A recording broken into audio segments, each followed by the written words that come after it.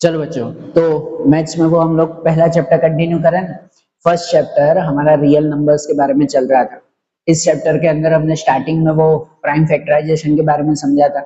उसके बाद एचसीएफ और एलसीएम की डिटेल थियरी हमने समझी थी ना। जो कल और परसों हमने एचसीएफ एलसीएम के सम्स देखे थे ना, वो सम्स आपके चैप्टर के सबसे मेन क्वेश्चंस हैं। एग्जाम में इस चैप्टर में से एचसीएफ और एलसीएम ही सबसे ज्यादा पूछा जाता है। ठीक है ना। तो उन सम्स की प्रैक्टिस बहुत अच्छी तरह से करना। हाँ, नंबर बदल के पूछेंगे, क्वेश्चन हमेशा चेंज होगा, पर मेथड वही की वही रहेगी जो आपने कल समझी थी। याद है कि नहीं? अभी चैप्टर का दूसरा एक पार्ट समझना है, आखिरी पार्ट है और छोटा सा पार्ट है, जो रैशनल और इररेशनल नंबर के बारे में है। रैशनल एंड इररेशनल नंबर हमने पहले दिन पे भी इसके बारे में सिंपल से समझा था कि रैशनल नंबर्स मतलब वो नंबर्स कहलाते हैं कि जिसे P अपॉन Q फॉर्म में लिखा जाता हो। कोई भी ऐसा नंबर जिसका सिंपल सा आंसर मिलता हो और उस आंसर को P अपॉन Q फॉर्म में लिख सकते हो, तो उसे हम लोग रैशनल नंबर कहते हैं। है कि नहीं? रैशनल नंबर मतलब वो नंबर कहलाया कि जिसे P अपॉन Q फॉर्म में लिखा जाता हो, वो रैशनल नंबर। और इररेशनल नंबर मतलब वो नंबर कहलाता है कि जिसका कोई परफेक्ट आंसर नहीं मिलता है, या सिंपल का हो तो जिसे P अपॉन Q फॉर्म में लिखा जाता नहीं है। ठीक है, कि जैसे P अपॉन Q फॉर्म में नहीं लिख सकते, तो वो इररेशनल नंबर कहलाता है, जिसका कोई पूरा आंसर नहीं मिलता है। या जैसे पहले बताया था पहले दिन पे कि कोई भी ऐसा नंबर जो नॉन टर्मिनेटिंग नॉन रिकरिंग हो, नॉन टर्मिनेटिंग जिसका डिवाइड का कोई एंड नहीं है, और नॉन रिकरिंग सेम नंबर भी रिपीट नहीं हो रहे हैं, तो वो सब नंबर इररेशनल नंबर कहलाते हैं। अरे वैद्यान, तो ऐसे रैशनल और इररेशनल में अगर पहले आप लोग एग्जाम के लिए बात करें तो इस टॉपिक पर से आपके मेनली ऑब्जेक्टिव्स आते हैं। आपके एग्जाम में इनमें से एक आध ऑब्जेक्टिव पूछा जाता है, आपको कोई पर्टिकुलर नंबर दिया जाता है और उसमें पूछा जाता है कि बताओ ये रैशनल है कि इररेशनल है। ट्रू और फॉल्स में पूछा जाता है, फिल इन द ब्लैंक्स में पूछा जाता है कि भाई सपोज रूट 5 वो रैशनल है कि इररेशनल बताओ। तो रूट 5 का कोई आंसर नहीं मिलता, तो वो इररेशनल नंबर है।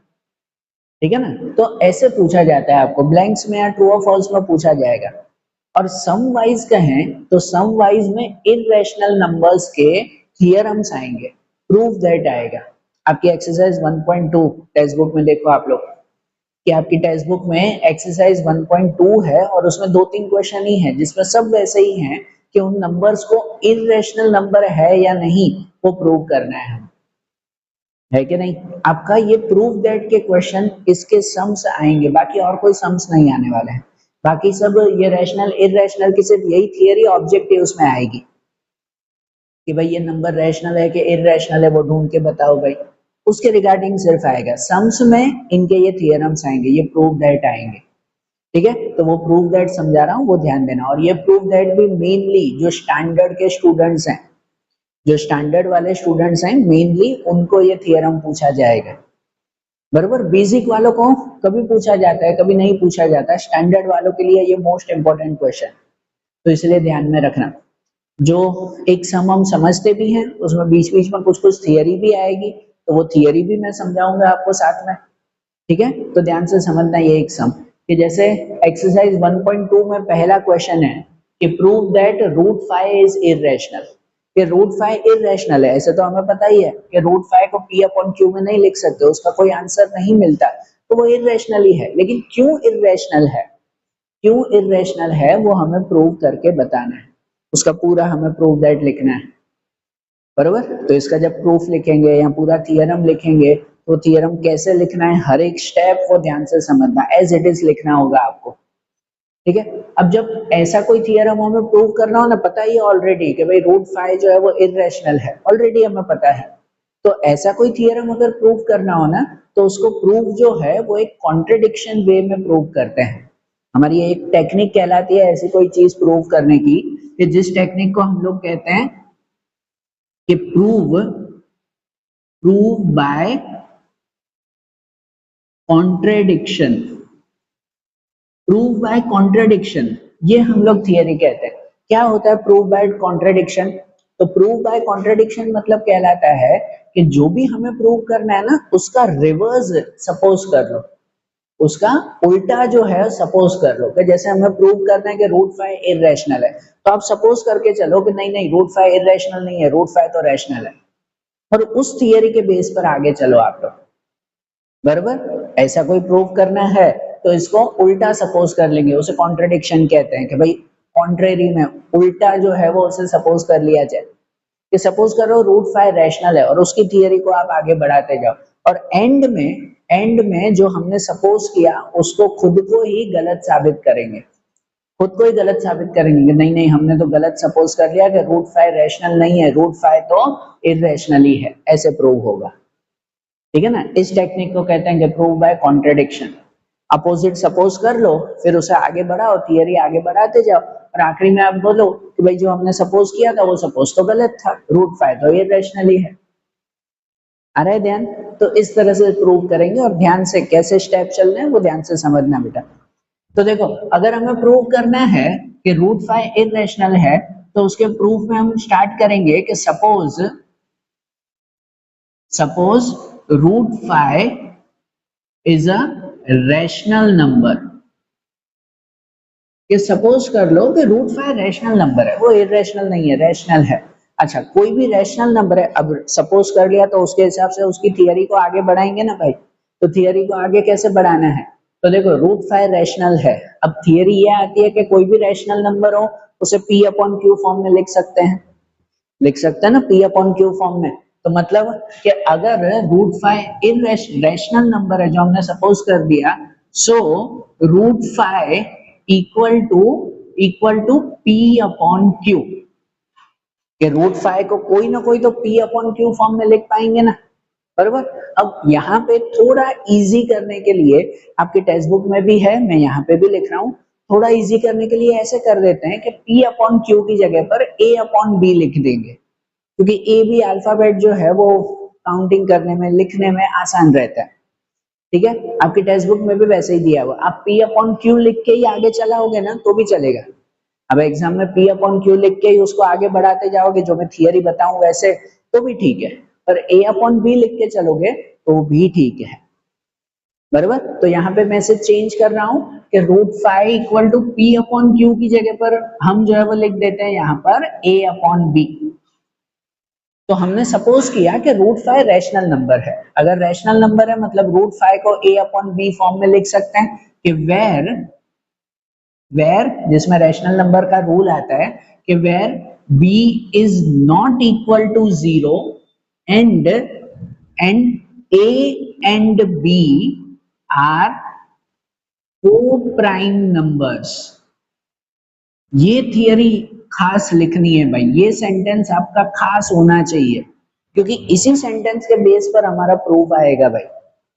ठीक है, तो यहाँ ऐसा लिखा हमने कि भाई रूट 5 सपोज कर लो कि वो रैशनल नंबर है। अच्छा अगर वो रैशनल है तो मतलब उसको a अपॉन b फॉर्म में लिख सकते हैं कि जहां पर b कभी भी जीरो नहीं हो सकता है, ये रैशनल नंबर का रूल आता है। ठीक है ना, ये रूल हम लास्ट ईयर पढ़ते थे, 9th में आता था ऐसा। ठीक है, तो वो यहाँ पे रिपीट करते हैं। तो भाई रूट 5 को a अपॉन b फॉर्म में लिख सकते हैं जहां ये डिनोमिनेटर b कभी भी जीरो नहीं होगा, क्योंकि अगर डिनोमिनेटर b हो गया तो दोनों का डिवाइड जीरो ही हो जाएगा, फिर ये नंबर कैसे होगा। बरोबर, तो मतलब b कभी जीरो नहीं हो सकता एंड a एंड b को प्राइम नंबर्स होंगे, ये दोनों हमेशा को प्राइम नंबर होंगे। को प्राइम नंबर मतलब सिंपल कहो तो ऐसे नंबर कहलाते हैं कि जो दोनों सेम टेबल में नहीं आते हैं। बरोबर ना, दोनों सेम टेबल में नहीं आएंगे, मतलब a और b कभी भी जो है वो ऐसे नंबर नहीं होंगे कि सपोज 12 अपॉन 30, ऐसा नहीं होगा।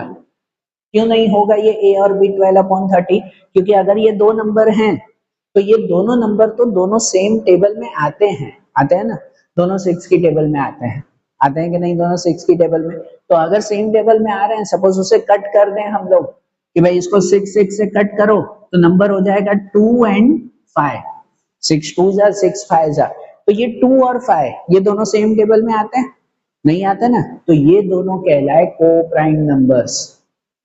बरोबर, तो इसलिए जो भी a और b के नंबर्स होंगे ना वो को प्राइम होंगे, वो कभी भी सेम टेबल में नहीं आएंगे। ये तो खाली एक एग्जांपल दिया समझाने के लिए, पर ये ध्यान में रखना और ये सेंटेंस खास लिखना। ठीक है, तो चलो फिर से क्वेश्चन पे आ जाते हैं इसमें कि हमने सपोज कर लिया कि रूट 5 रैशनल नंबर है। अगर रैशनल नंबर है तो रैशनल नंबर का ये रूल आता है कि rational number root 5 equal to a upon b होगा, where b is not equal to 0 and a and b are co-prime numbers। ये रूल है, ठीक है। अब इस रूल को आगे बढ़ाएं कि जैसे root 5 equal to a upon b है, अब इसी को ही हम आगे बढ़ाएं तो ये b को यहाँ मल्टीप्लाई में ले जा सकते हैं, कैलकुलेशन तो कर सकते हैं ना बेसिक, कि b को यहाँ मल्टीप्लाई में ले जा सकते हैं, तो क्या हो जाएगा कि root 5b equal to a होगा, होगा ना वैसे कि root 5b equal to a।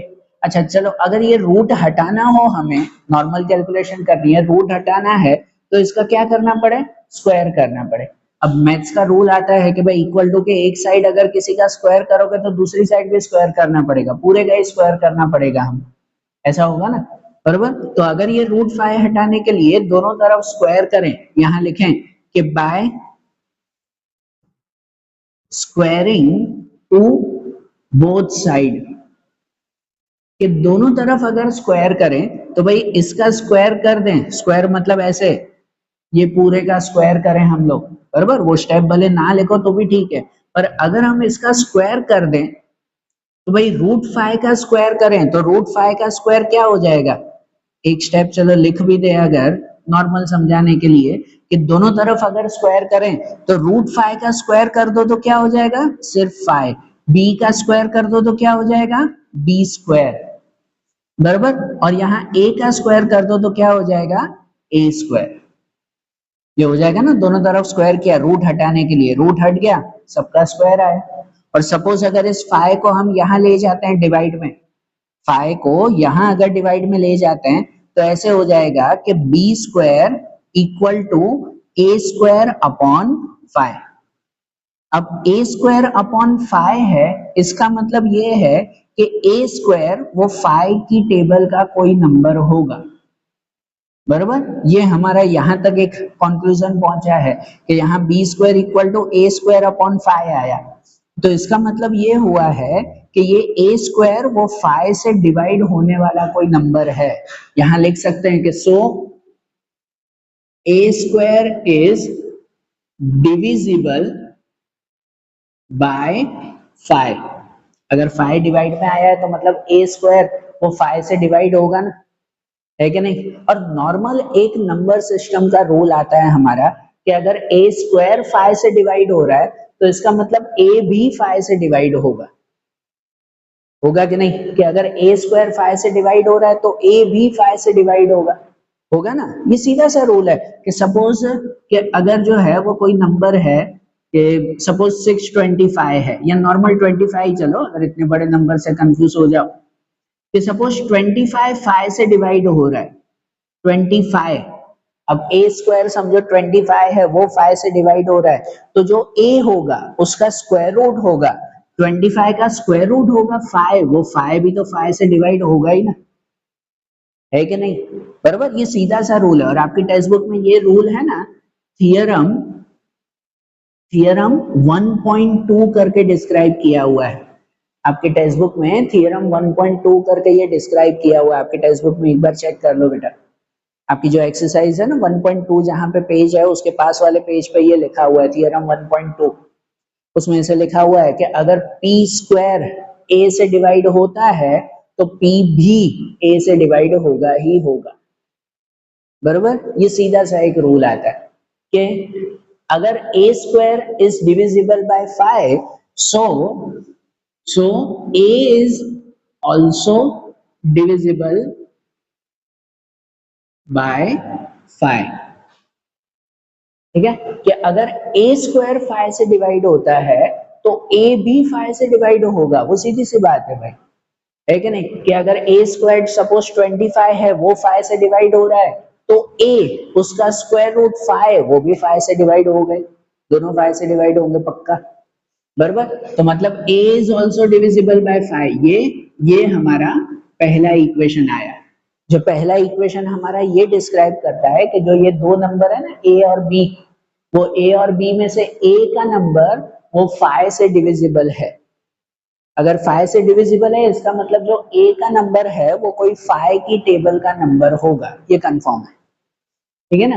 a पे कौन सा नंबर होगा पता थोड़ी है, पर a का जो नंबर है वो 5 की टेबल का कोई नंबर होगा, ऐसा हमने यहाँ तक कंक्लूजन लेकर आए, ठीक है। हाँ थोड़ा सा लॉजिकल है पर ध्यान से समझना भाई, अब एक दो बार लिखोगे ना तो ध्यान आ जाएगा इसमें। ये लॉजिक ध्यान में रखना कि हमने उसको सपोज किया कि √5 रैशनल नंबर है, तो suppose √5 equal to a upon b हुआ, उसी को हम आगे ले जाएं तो ये b यहाँ ले गए √5, बराबर, दोनों तरफ स्क्वायर किया तो हो गया 5b स्क्वायर इक्वल टू यहाँ पे भी a स्क्वायर, और अगर 5 को डिवाइड में ले आए मतलब a स्क्वायर वो 5 से डिवाइड होगा, बराबर, अगर a स्क्वायर 5 से डिवाइड होगा तो मतलब a भी 5 से डिवाइड होगा, ये हमारा फर्स्ट कंक्लूजन मिला, ठीक है। अब इसी कंक्लूजन को हम आगे बढ़ाएं कि नाउ अगर a 5 से डिवाइड हो रहा है कि now a equal to 5k होगा, कंफर्म होगा ना, a equal to 5k, 5k मतलब कि कोई भी 5 की टेबल का नंबर, जहां k मतलब कोई भी नेचुरल नंबर हो सकता है, 1 2 3 4 5 6 कुछ भी, बराबर। यहाँ हमने लिख दिया कि a इज डिविजिबल बाय 5, तो इसका मतलब a इक्वल टू 5k होगा कि a 5 की टेबल का कोई नंबर होगा, k मतलब हम एज्यूम करते हैं कि हाँ भाई 5 को कोई नंबर से मल्टीप्लाई कर रहे हैं, 1 2 3 4 5 6 कुछ भी, ठीक है। तो अगर a इक्वल टू 5k है तो इसी सिचुएशन को आगे बढ़ाएं हम लोग, अगर दोनों साइड को स्क्वायर करें, जो प्रूव करना है उसके हिसाब से, अगर सपोज दोनों का स्क्वायर करें कि स्क्वायरिंग टू बोथ साइड्स, जैसे पहले स्क्वायर किया था उसी की तरह, ये प्रूव करने के लिए स्क्वायर कर रहे हैं कि यहाँ a का स्क्वायर और यहाँ पे 5k का स्क्वायर, बराबर। तो यहाँ a का स्क्वायर लिखे क्या हो जाएगा a स्क्वायर, और 5k का स्क्वायर, 5 का स्क्वायर क्या हो जाएगा 25, और k का स्क्वायर k स्क्वायर, कि a square equal to 25k square, बराबर। और इसमें ये a स्क्वायर की अगर हम वैल्यू यहाँ पर रखें, ये प्रूव करने के लिए, ये a स्क्वायर की वैल्यू, कि देखो यहाँ पर हमने बताया था कि a स्क्वायर इक्वल टू क्या है 5b स्क्वायर है ना, और ये a स्क्वायर की वैल्यू अगर हम लोग यहाँ रखें प्रूव करने के लिए तो क्या हो जाएगा कि a स्क्वायर की जगह पे लिख देंगे हम लोग 5b स्क्वायर, a स्क्वायर पे क्या लिख देंगे हम लोग 5b square equal to 25k square, होगा ना वैसे, कि ये a स्क्वायर है उसकी जगह पे हमने ये वैल्यू रख दी 5b स्क्वायर, जो हमने यहाँ पर प्रूव किया था कि a square equal to 5b square है वो वैल्यू यहाँ रखी, बराबर। ये एरो मत करना, भले चाहिए तो बीच में यहाँ सेंटेंस लिख दो कि by putting value of a square, कि अगर a स्क्वायर की वैल्यू रख दी, अब यहाँ पे सपोज अगर ये 25 को यहाँ ले जाए, k स्क्वायर वो अलग करें, 25 को अगर यहाँ ले जाए तो कुछ ऐसे होगा कि 5b square upon 25 equal to k square होगा, ठीक है। ये 5 से कट हो जाएंगे, तो ये 5 से कट होगा तो क्या होगा सिर्फ b स्क्वायर बचेगा, और ये 5 से कट होगा तो क्या होगा 5, है ना, ये 5 हो जाएगा ना इक्वल टू k स्क्वायर, ये सिचुएशन बनी। अब अगर इस सिचुएशन को हम डिस्क्राइब करें ना तो k square equal to B square upon 5 है। अब देखो यहाँ b स्क्वायर के नीचे 5 है, तो इसका मतलब ये हुआ कि b स्क्वायर वो 5 से डिवाइड होगा ना डिवाइड, जैसे हमने यहाँ पे लिखा था कि a स्क्वायर अपॉन 5, तो हमने बताया कि a स्क्वायर 5 से डिवाइड होगा, कि a square is divisible by 5, ठीक है। तो यहाँ पे अब b स्क्वायर के नीचे 5 आया, तो अब लिख सकते हैं ना कि b square is divisible by 5, लिख सकते हैं कि नहीं, कि जैसे a स्क्वायर के लिए लिखा तो यहाँ पे लिख सकते हैं कि सो b square is divisible by 5, और अगर b स्क्वायर 5 से डिवाइड हो रहा है तो थियरम 1.2 के हिसाब से अगर b स्क्वायर डिवाइड हो रहा है so b is also divisible by 5, कि अगर b स्क्वायर 5 से डिवाइड हो रहा है तो b is also divisible by 5, है कि नहीं। इसे हम लोग कहें सेकेंड इक्वेशन, ये हमारी सेकेंड इक्वेशन कहलाई। और अब हमारा मेन पॉइंट कि फर्स्ट और सेकंड इक्वेशन को अगर हम कंपेयर करें तो वो कंपैरिजन ये बताता है कि a 5 से डिवाइड हो रहा है, a 5 की टेबल में आ रहा है और b भी 5 की टेबल में आ रहा है, दोनों 5 की टेबल में आते हैं। लेकिन जो हमने सपोज किया था उस सपोज के हिसाब से a और b को प्राइम नंबर होने चाहिए। को प्राइम नंबर मतलब दोनों सेम टेबल में आने चाहिए नहीं, लेकिन हमने जब इस सिचुएशन को आगे बढ़ाया तो दोनों सेम टेबल में आ रहे हैं, दोनों 5 की टेबल में आ रहे हैं। तो इसका मतलब जो हमने सपोज किया था, हमने एज्यूम किया था, वो एज्यूम कैसा हुआ? गलत हुआ। उसी पे तो हमें आना था ना भाई, बरोबर ना? इसे ही तो हम प्रूव बाय कॉन्ट्रडिक्शन कहते हैं कि हमने सपोज किया था कि रूट 5 रैशनल नंबर है। रैशनल नंबर है मतलब ए और बी को प्राइम नंबर होने चाहिए, लेकिन उस थियरी को आगे बढ़ाते गए तो ए और बी को प्राइम नहीं है भाई, दोनों 5 की टेबल में आते हैं। मतलब जो हमने सपोज किया वो सपोज गलत है। हमने सपोज किया वो गलत है कि रूट 5 रैशनल नहीं है, रूट 5 कैसा हो जाएगा? इरैशनल हो जाएगा, बराबर? वो सेंटेंस यहाँ पे लिखेंगे, ठीक है? तो यहाँ पे अब लिखा जाएगा कि so from equation 1 and 2, first and second दोनों को हम लोग अगर कंपेयर करें, so from equation 1 and 2 A and B are not को प्राइम नंबर्स, के दोनों को प्राइम नंबर्स नहीं है। सॉरी यहाँ हैंडराइटिंग और स्पेस खराब हो गई, तो ध्यान में रखना कि ए और बी वो दोनों को प्राइम नंबर नहीं है, दोनों 5 की टेबल में आते हैं। एंड सो आवर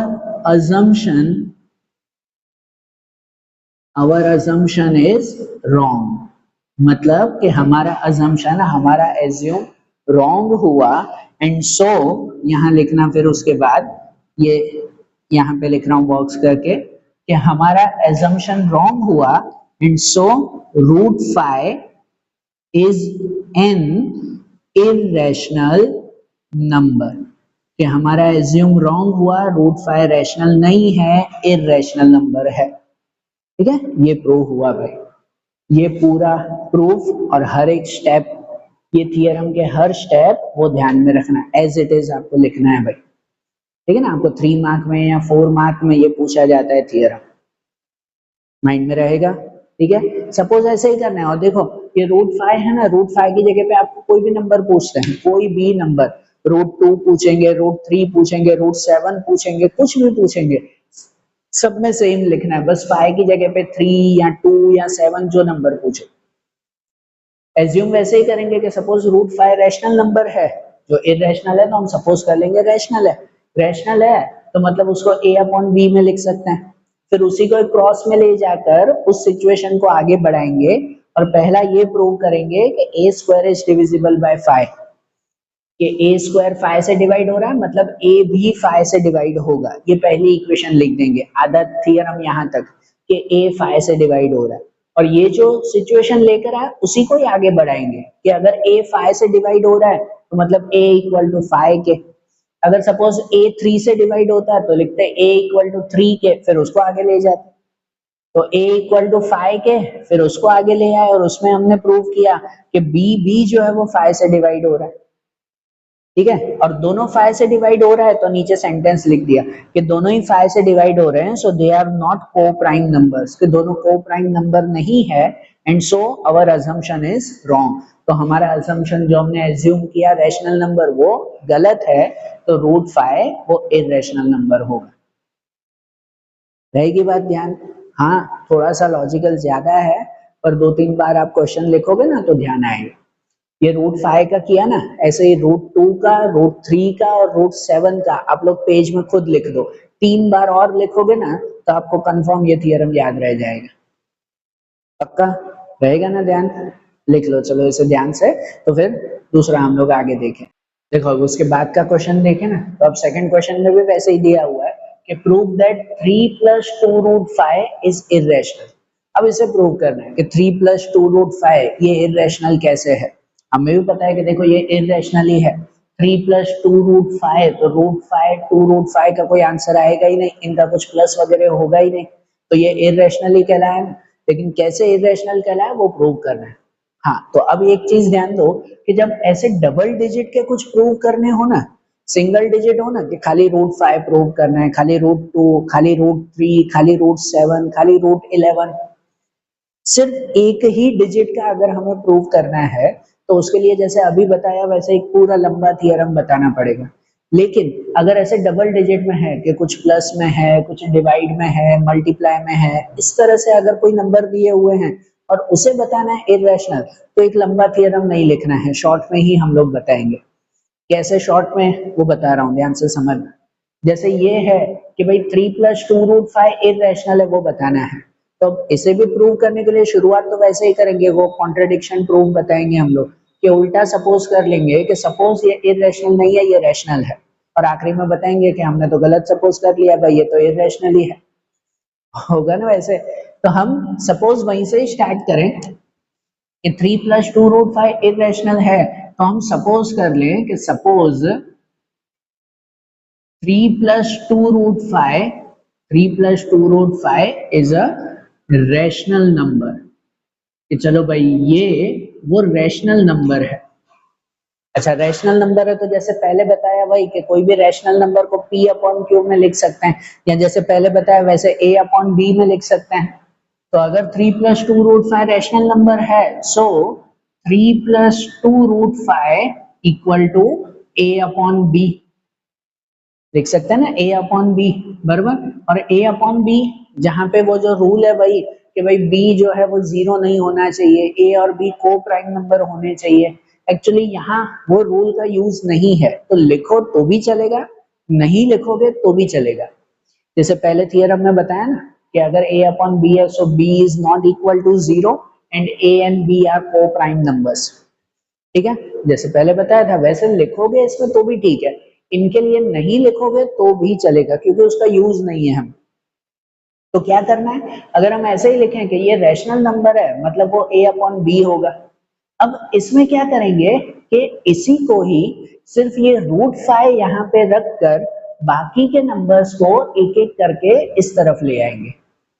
ठीक है, ये ध्यान में रखना कि √5 यही देखना है, बाकी के नंबर्स को धीरे धीरे जो है वो यहाँ ले जाए, खाली √5 वहीं पे ही रखें, बाकी सब नंबर एक एक करके, भाई प्लस हो तो माइनस में, मल्टीप्लाई हो तो डिवाइड में, डिवाइड हो तो मल्टीप्लाई में, इस तरह से सब नंबर उस तरफ ले आए, √5 खाली वहीं रखना है। फिर हम नीचे एक सेंटेंस लिखेंगे, बता रहा हूँ वो। ठीक है, तो ऐसे कोई भी नंबर हो तो प्रूव ऐसे ही करना है कि सपोज ये रैशनल नंबर है, तो मतलब ये नंबर इक्वल टू A/B। अब इसमें √5 यहाँ रख के बाकी के नंबर वहां ले जाएं, कि जिसमें सबसे पहले +3 यहाँ जाएगा, -3, मतलब ऐसे हो जाएगा कि यहाँ बचेगा 2√5, 2√5 बचेगा ना, 3 यहाँ ले जाएंगे, तो A/B -3 बराबर। अब 2 डिवाइड में, अच्छा 2 डिवाइड में तो डायरेक्ट डिवाइड में नहीं आएगा, पहले इसका एलसीएम होगा, ये तो यार ये बेसिक मैथ्स के रूल तो याद रखना भाई। ठीक है, ये तो हर स्टैंडर्ड में आता है। अब 2 आप डिवाइड में ले जाओ तो यहाँ खाली B के साथ ले जाओ, तो ये कहाँ जाएगा, इसके साथ भी तो आना चाहिए ना, है कि नहीं। तो इसलिए पहले इसका एलसीएम होगा फिर ये करेंगे बेसिक कैलकुलेशन। मतलब ऐसे होगा कि 2√5 इक्वल टू एलसीएम करेंगे तो B को यहाँ मल्टीप्लाई होगा, ऐसे होगा A-3B, A और ये यहाँ पे -3B/B बराबर। अब 2 यहाँ ले आए, तो 2 यहाँ ले आए तो यहाँ हो जाएगा कि √5 इक्वल टू A-3B अपॉन ये 2 अगर यहाँ जाएगा तो 2B, ऐसे हुआ। अरे बात ध्यान, तो ये जो प्रूव हुआ कि √5 यहाँ पे बाकी के नंबर यहाँ पे। अब यहाँ हम एक सेंटेंस लिखेंगे कि हमने सपोज किया था ये रैशनल नंबर है, रैशनल नंबर मतलब A/B आएगा, तो A/B को प्राइम होते हैं या रैशनल नंबर होते हैं।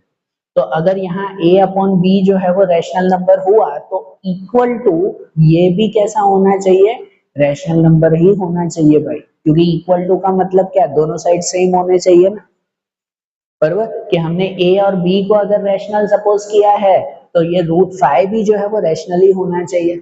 लेकिन लेकिन हमें पता है कि √5 बेचारा रैशनल नहीं है, वो तो इररेशनल है।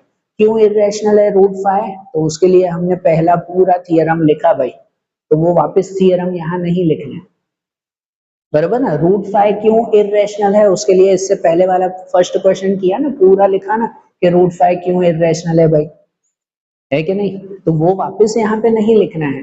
तो यहाँ बताएंगे कि ए और बी अगर रैशनल है तो रूट 5 भी रैशनल होना चाहिए, लेकिन रूट 5 तो इरेशनल है। इसका मतलब कि हमने जो एज्यूम किया ए और बी को, वो एजम्पशन गलत है, वो एज्यूम गलत है कि रूट 5 या ये नंबर जो है वो इरेशनल ही है भाई।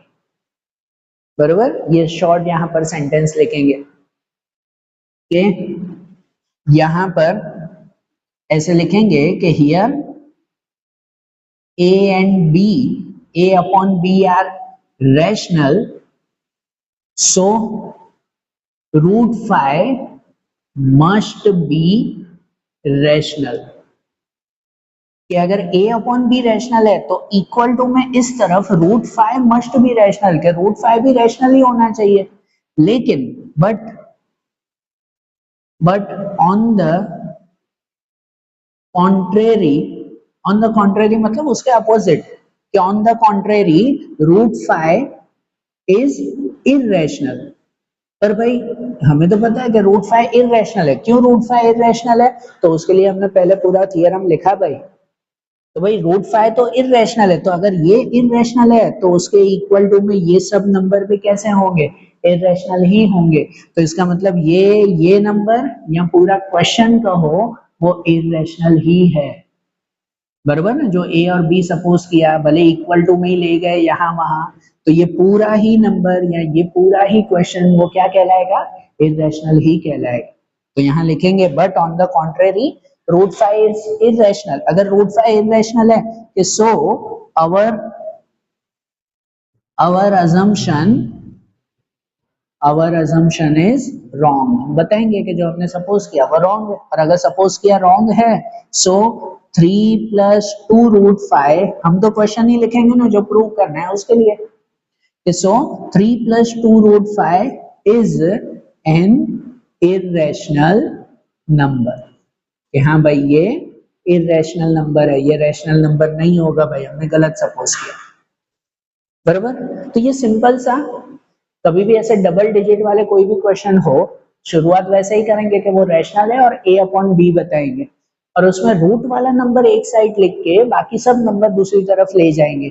एक तरफ खाली रूट बचना चाहिए, बाकी सब दूसरी साइड, और एक तरफ रूट बचे तो यहाँ पे फिर लिख देंगे कि हमने सपोज किया था a और b रैशनल है, तो ये भी जो है वो रैशनल ही होना चाहिए, पर ये तो इररेशनल है, मतलब हमारा सपोज गलत है, ये क्वेश्चन भी इररेशनल ही है।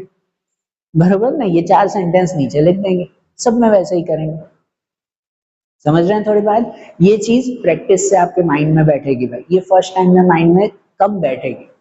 आप 2 बार 3 बार 4 बार 5 बार ऐसे क्वेश्चंस करोगे तो माइंड में बैठ जाएगा कि हाँ यार ये बात सही है, ये चीज ऐसे करनी है। फर्स्ट टाइम में सीधे मत दौड़ना कि हाँ ये ऐसा ही हो जाएगा। जैसे देखो क्वेश्चन 3 में पहला है, क्वेश्चन 3 में भी है फर्स्ट, वो भी वैसे ही बताना है कि prove that 1/√2 is irrational. Question 3 में 3 क्वेश्चंस है ना, तीनों में वैसे ही करना है हमें कि ये इररेशनल बताना है कि 1/√2 इररेशनल है। तो भाई चलो अगर ये इररेशनल है, प्रूव करने के लिए सपोज वैसे ही करें कि suppose 1/√2 is a rational number. चलो भाई 1/√2 वो रैशनल नंबर है। अगर ये रैशनल नंबर है तो इसका मतलब कि 1/√2 इक्वल टू a/b होगा। रैशनल नंबर है तो उसको p/q या a/b में तो लिख ही सकते हैं, मतलब 1/√2 इक्वल टू a/b हुआ ना वैसे। और इसके हिसाब से खाली √2 एक तरफ हो, बाकी सब दूसरी तरफ ले जाए। एक तरफ मतलब ऊपर होना चाहिए। तो अगर इनको हम क्रॉस में ले जाएं, इन सबको क्रॉस में, या तो सिंपल कहो तो इसको हम रेसिप्रोकल कर दें, रेसिप्रोकल कर दें दोनों को, भाई इसको रेसिप्रोकल कर दें तो क्या हो जाएगा, √2 हो जाएगा, और इसको रेसिप्रोकल कर दो तो क्या हो जाएगा, b/a। ऐसे क्रॉस में ले जाओगे, b ऊपर a नीचे, तो भी तो बात वही हुई ना, b/a ही आएगा। तो अगर यहाँ हम रेसिप्रोकल कर दें तो ये √2, इसका भी रेसिप्रोकल b/a, ये हुआ। अब ये एक तरफ खाली रूट बचा, एक तरफ ये हुआ, तो अब ये 4 सेंटेंस लिखने हैं फिर से कि हमने तो सपोज किया था कि ए और बी रैशनल है तो ये भी रैशनल ही होना चाहिए, पर रूट टू तो इररेशनल है। क्यों रूट टू इररेशनल है? तो उसके लिए जो पहले रूट फाइव का लंबा थ्योरम लिखा वैसे ही रूट टू का भी लिख सकते हैं लंबा थ्योरम। यहाँ रूट टू इररेशनल है, बराबर ना, लेकिन वो लंबा थ्योरम यहाँ नहीं बताना है, डायरेक्ट बता देंगे। तो यहाँ पर लिखेंगे हम लोग कि here A upon B are rational, same उसकी तरह ही लिखे, थोड़ा अपना बनाकर भी लिखो तो भी ठीक है, कि here A upon B are rational, so root two must be rational. कि अगर a अपॉन बी रैशनल है तो रूट टू भी रैशनल ही होना चाहिए, बट ऑन द कॉन्ट्रेरी, और भाई इसके अपोजिट बात ये है कि on the contrary root two is irrational. और भाई रूट टू तो इररेशनल है, वो तो रैशनल है ही नहीं, और अगर रूट टू इररेशनल है मतलब हमने जो सपोज किया था वो सपोज गलत है कि रूट टू इररेशनल है। कि सो जो भी लिखो उसमें कि so our assumption is wrong, कि हमारा अजम्पशन गलत है भाई। एंड सो ये जो क्वेश्चन था हमारा कि 1 upon root two is an irrational number, कि 1 अपॉन रूट टू वो भी इररेशनल नंबर ही है। कि रूट टू अगर इररेशनल है तो उसके इक्वल टू में आने वाले सब नंबर भी इररेशनल ही कहलाए हमारा, कि हमारा अजम्पशन गलत हुआ। समझ आई बात? कैसे करना है थोड़ा थोड़ा ध्यान में आ रहा है, बराबर रखना है इसे माइंड में, लिखो ये, तो फिर दूसरे क्वेश्चन भी देखें हम। देखो अब क्वेश्चन 3 में सेकंड है कि 7 रूट 5, मैंने खाली नंबर ही लिखा है कि 7 रूट 5 जो है इररेशनल है, वो हमें प्रूव करना है। तो इसे भी वैसे ही चलें जैसे सबने सेंटेंस लिखा था, सेम सेंटेंस लिखेंगे कि suppose 7 root 5 is a rational number, ठीक है ना, सब में सेम कि सपोज 7 रूट 5 रैशनल नंबर है। अगर ये रैशनल नंबर है so 7 root 5 equal to A upon B होगा, तो उसे ए अपॉन बी में लिख सकते हैं। और प्रूव करने के लिए क्या बताएंगे कि रूट 5 को यहीं रखेंगे, बाकी के नंबर वहां ले जाएंगे, तो बाकी के नंबर में जो 7 मल्टीप्लाई में है वो डिवाइड में आ जाएगा। मतलब ऐसे हो जाएगा यहाँ पर कि root 5 equal to A upon 7, यहाँ आ जाएगा 7b, a upon 7b, root 5 अकेला रहा। अब वही सेंटेंस लिखेंगे कि a अपॉन बी रैशनल है तो ये भी रैशनल ही होना चाहिए, बराबर। तो यहाँ पे लिखेंगे कि here a upon b is a rational number, so root 5 must be rational. कि अगर a अपॉन बी रैशनल है तो रूट 5 भी रैशनल ही होना चाहिए। सब में वही लिख रहे हैं ना कि अगर ये रैशनल है तो ये भी rational, but on the contrary कि रूट 5 इज इररेशनल नंबर। पर भाई सही बात या उल्टी बात तो ये है कि रूट 5 तो इररेशनल नंबर है, तो अगर रूट 5 इररेशनल है तो ये भी इररेशनल ही हुआ भाई, जो सब नंबर है वो भी इररेशनल हुआ। तो यहाँ लिखेंगे ना कि so our assumption is wrong, कि हमने जो एज्यूम किया वो गलत है भाई। एंड क्या नंबर है 7 root 5, so 7 root 5 is an irrational number. कि हमारा एज्यूम गलत है, 7 रूट 5 इररेशनल नंबर है, ऐसा ही आएगा ना, बराबर। सब में ये 4 सेंटेंस आपको याद करने हैं, एक ही चीज के, यहाँ पे रूट 5 लिखकर रूट लिखकर बाकी सब वहां पे, और फिर ये 4 सेंटेंस लिख देंगे इसमें, ठीक है ना, ऐसे ही करेंगे। अब थर्ड वाला भी वैसे ही देखो कि 6 प्लस रूट 2 इसे इररेशनल बताना है, तो इसके भी इररेशनल के लिए वैसे ही बताएंगे। अब इसे अगर इररेशनल बताना है तो इसे भी सपोज पहले वही कर लें कि suppose 6 plus root 2 is a rational number. Suppose करो 6 प्लस रूट 2 वो रैशनल नंबर है। चलो अगर ये रैशनल नंबर है तो इसका मतलब इसको भी a अपॉन b में लिख सकते हैं। So 6 plus root 2 equal to a upon b। हुआ ना वैसे कि अगर ये जो है a अपॉन b, तो अब इसमें रूट 2 यही रखें, बाकी का नंबर वहां ले जाएं, कि प्लस 6 को वहां ले जाएं माइनस में। मतलब ऐसे हो जाएगा यहाँ पर कि root 2 equal to a upon b, पीछे -6। यहाँ एलसीएम या कुछ करने की जरूरत नहीं है, क्योंकि और कुछ थोड़ी ले आ रहे हैं। एलसीएम करोगे तो भी ठीक है, नहीं करोगे तो भी ठीक है। हमें तो यहाँ पे खाली रूट चाहिए था बस आखिरी। तो अब यहाँ रूट 2 आ गया, तो फिर से वही 4 सेंटेंस लिखेंगे हम लोग, लिखेंगे ना फिर से वही। तो यहाँ पे लिखेंगे कि here a upon b are rational, कि a अपॉन b जो है वो रैशनल है, so root 2 must be rational. कि अगर a अपॉन b रैशनल है तो रूट 2 भी रैशनल ही होना चाहिए। बट ऑन द कॉन्ट्रेरी, कि भाई सही बात है, उल्टी बात तो ये है that on the contrary root 2 is an irrational, कि रूट 2 तो भाई इररेशनल है। और अगर वो इररेशनल है, so our assumption is wrong, कि हमारा अजम्पशन रॉन्ग है। And so 6 plus root 2 is an irrational number, कि भाई 6 प्लस रूट 2 वो भी इररेशनल नंबर ही है। समझ आई बात? सिंपल था ना, ये 4 लाइन याद कर लो, सब में वही रिपीट करना है हमें, रहेगा पक्का ध्यान? ठीक है, चलो देखो, आज जैसे ये चैप्टर 1 के सब हमने सम्स देखे ना, एक्सरसाइज के सम्स देख लिए। अब जो दूसरा एक्स्ट्रा सम्स होंगे, ऑब्जेक्टिव्स की प्रैक्टिस होगी, वो फिर हम लोग आगे देखेंगे फिर। ओके, चलो, थैंक यू।